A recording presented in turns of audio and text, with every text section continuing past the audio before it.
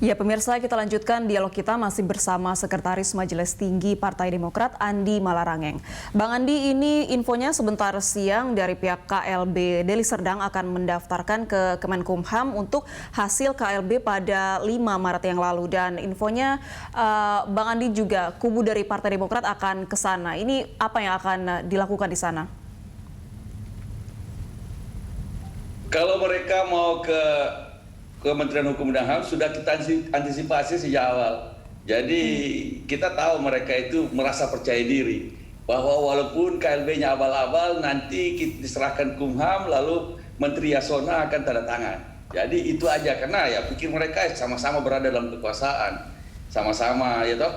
Sementara kami pasti akan diabaikan. Itu menurut mereka, atau paling tidak persepsi mereka. Kami masih punya harapan bahwa Pak Yasona, Menteri Hukum dan HAM, ada juga Wamenkumham, itu masih bisa melihat secara jernih, punya integritas, bahwa mereka akan melihat dan memverifikasi berbagai macam ya berkas-berkas yang dia bawa dari KLB abal-abal itu. Yang pasti isinya nggak jelas. Orang-orangnya siapa, yang datang di sana. Ya istilah orang Medan hantu-hantu blau.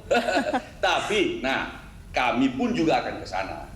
Kami pun juga akan ke Kementerian Hukum dan HAM. Walaupun sebenarnya semua berkas-berkas yang diperlukan sudah ada di Kementerian Hukum dan HAM. Tapi kami mau memastikan bahwa berkas itu ada, misalnya daftar pengurus di seluruh Indonesia, ketua-ketua DPD, ketua-ketua DPC di seluruh Indonesia jelas daftar. Dan ada pula di SIPOL. SIPOL itu Sistem Informasi Partai Politik. Jadi waktu kita mau mendaftar pemilu, masing-masing partai, semua partai harus mendaftarkan pengurus-pengurusnya di seluruh Indonesia di dalam database SIPOL itu. Dan dengan itu kita ada rekor kok di dalam sistem yang dikelola oleh pemerintah, sehingga bisa dibandingkan yang data, misalnya ada yang mengakui misalnya dari Klaten Jawa Tengah, ketua DPC Klaten Jawa Tengah, dia tanya aja namanya siapa, benar nggak? Kalau bisa ada fotonya supaya jelas, jangan-jangan ada yang mengaku-ngaku, karena yang ketua DPC Klaten misalnya itu nggak ada datang ke KLB. Ya juga misalnya di Bali katanya ada klaim ada sekian orang datang dari Bali, yang mana Ketua DPD bersama-sama dengan ketua-ketua DPC di Bali bersamaan dengan KLB itu, di semua provinsi juga kita lakukan rapat apel siaga atau jadi berkumpul semua dan ada di tempat di provinsinya masing-masing, sehingga kita tahu siapa yang pergi ke KLB. Jelas bukan ketua DPD, jelas bukan ketua DPC. Itu mantan-mantan pengurus, orang yang sudah keluar dari Partai Demokrat, yang ada yang sudah dipecat, muncul ke sana lalu mengklaim sebagai KLB. Sayangnya Pak Muldoko tergoda untuk menjadi ketum abal-abal itu. Aduh, betul-betul terus terang nggak terpikir sama saya, Jenderal Bintang 4 itu bisa ya tergoda karena nafsu kekuasaan yang sedemikian rupa sehingga mau jadi ketum abal-abal. Saya nggak tahu apa dia bisa menjalankan jabatannya sebagai kepala staf presiden sambil mengurusi KLB abal-abal itu.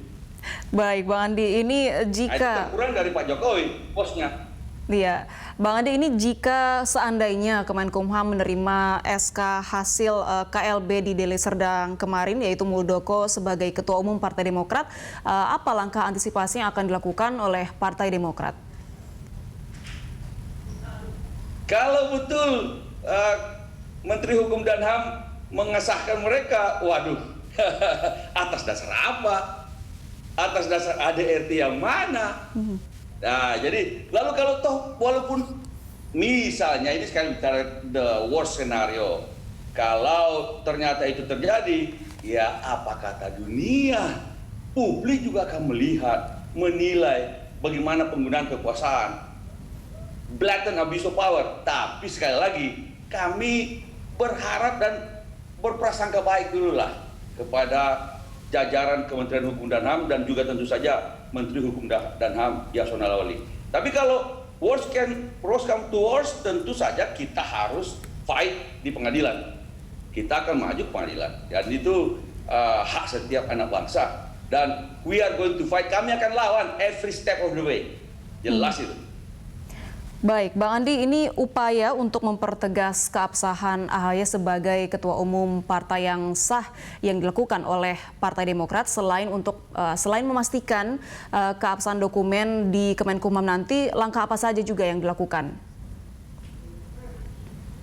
Untuk sementara ini kita tentu saja selain ke Kumham kita lakukan konsolidasi terus. Sekarang ini justru kader-kader Partai Demokrat semakin solid, semakin kompak jajaran partai di daerah, DPD dan DPC dan kader-kader lain. Semua pada mengungkapkan loyalitasnya tegak lurus kepada Ketum AHY. Karena mereka menganggap bahwa ini ada elemen dari luar, ada campur tangan pihak luar dan kemudian yang memang sedang berkuasa sekarang ini berusaha mengambil alih secara paksa. Tentu saja ada perlawanan dari seluruh kader-kader kami, dan kami ya terus terang saja ya ini adalah blessing in disguise, dalam arti orang lain, partai lain mungkin setelah pilkada itu mesin politik mendingin. Nah, tapi kalau Partai Demokrat ini justru dengan adanya tantangan ini, mesin politik Partai Demokrat sekarang ini dari Sabang sampai Merauke, dari Miangas sampai Pulau Rote sedang menjadi panas kembali, jadi bergerak kembali. Ini blessing in disguise. Tapi bukan kami settingan, kan ada yang bilang dulu, Demokrat jangan-jangan ini settingan, nyebut-nyebut Pak Muldoko, elemen kekuasaan. Ini jangan-jangan cuma ya Partai Demokrat bikin-bikin aja playing victim. Tapi Anda lihat sendiri, masyarakat bisa melihat sendiri apa yang kami katakan itu benar adanya. Ada elemen kekuasaan Muldoko itu. Ya dia KSP Muldoko. Lalu kemudian semua yang dikatakannya bohong sebelumnya, yang ngopi-ngopi dan sebagainya. Nah, sekarang ini adalah blessing in disguise. Kami akan terus berusaha untuk memastikan bahwa mesin politik Partai Demokrat ini siap untuk terus bergerak dan melawan kekuasaan yang tidak adil semacam ini. Baik, Bang Andi, terakhir ini jika worst case scenario konflik berkepanjangan bisa membuat Demokrat tidak bisa mengikuti pemilu di tahun 2024. Apa langkah antisipatifnya dan juga sekaligus closing remarks dari Anda di dialog kita pagi ini? Yang jelas kami tidak berharap sampai sejauh itu. Kami berharap ini akan kempes dengan sendirinya. Begitu mereka tidak disahkan oleh Kementerian Hukum dan HAM, pasti akan kempes dengan sendirinya. Karena kan mereka cuma bergantung di kekuasaan. Kalau permainan kekuasaan itu kandas, ya selesai dia, kempes dengan sendirinya. Oh, nggak ada akarnya, nggak ada pengurusnya di daerah. Ini kayak dulu istilahnya itu kader jenggot itu loh. Akarnya ke atas, bukan ke bawah. Jadi kita tidak mau masuk sejauh itu. Yang jelas bahwa kita akan lawan every step of the way. Dari semua proses ini kita berharap yang terbaik, walaupun juga kita bersiap-siap menghadapi yang terburuk. Insya Allah Demokrat akan terus jaya bersama Ketum AHY dan Ketua MTP Pak SBY. Loyalitas tegak lurus. Baik, Bang Andi, kita berharap hasil yang terbaik nanti. Terima kasih sudah bergabung bersama kami di Dialog Good Morning Jakarta pagi ini.